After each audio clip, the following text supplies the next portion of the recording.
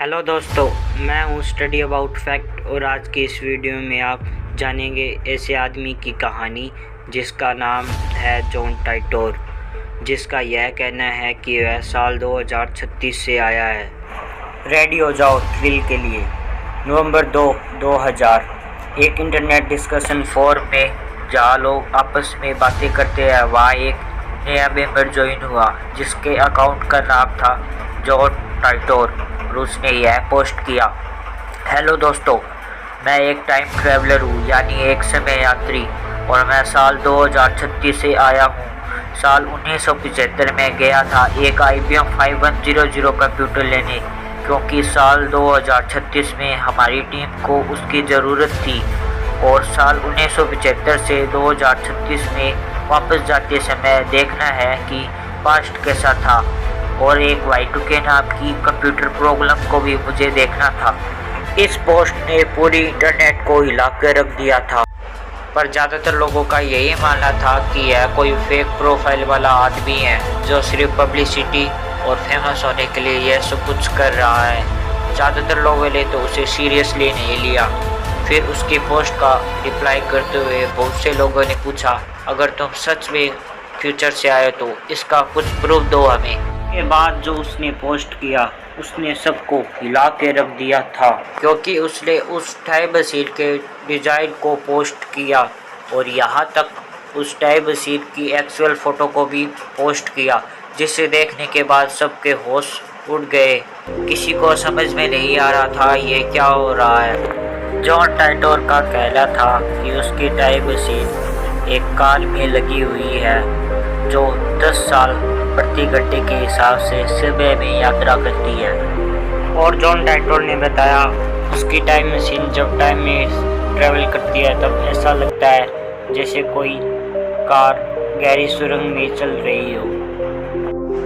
और उसने बताया वो एक आर्मी ऑफिसर है 2036 में, और उसके दादाजी IBM कंप्यूटर कंपनी में काम करते थे, इसलिए उसके जितने भी कॉन्टैक्ट थे वो IBM कंप्यूटर कंपनी में थे।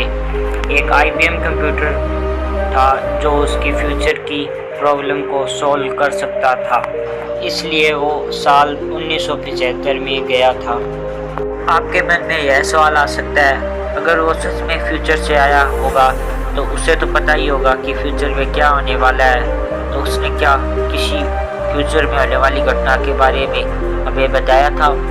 यही तो अजीब बात है, उसने हमें बहुत कुछ बताया था। उसने अपनी एक पोस्ट में बताया था कि पेरू में एक बहुत बड़ा भूकंप आने वाला है, और गैस व्हाट, उसकी इस पोस्ट के कुछ महीनों बाद 23 जून 2001 में पेरू में इतिहास का सबसे बड़ा भूकंप आया जिसकी तीव्रता 8.5 की थी। और उसने हमें यह भी चेतावनी दी थी कि हमें स्पेस शटल और हीटिंग प्रॉब्लम को दूर कर लेना चाहिए, वरना हमें फ्यूचर में बहुत बड़ा हादसा देखने को मिलेगा। और उसकी इस पोस्ट के बाद 21 फरवरी 2003 को हमें यह घटना असल में देखने को मिली। कोलंबिया स्पेस क्राफ्ट की दुर्घटना इसी दिन हुई थी।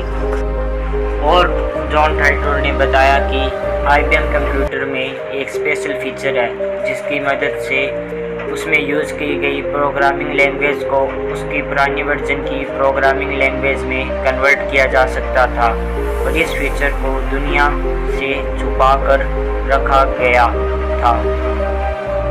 और गैस व्हाट, उसकी इस पोस्ट के बाद साल 2004 में IBM कंप्यूटर कंपनी ने यह ऑफिशियली एक्सेप्ट किया कि उनके कंप्यूटर में एक ऐसा ही सीक्रेट फीचर है।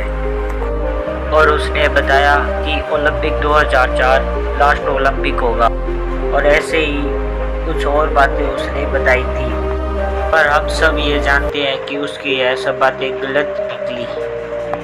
अगर उसकी सारी बातों का एनालाइज किया जाए तो हमें पता चलता है कि उसकी आधी बातें सच हैं और आधी बातें गलत।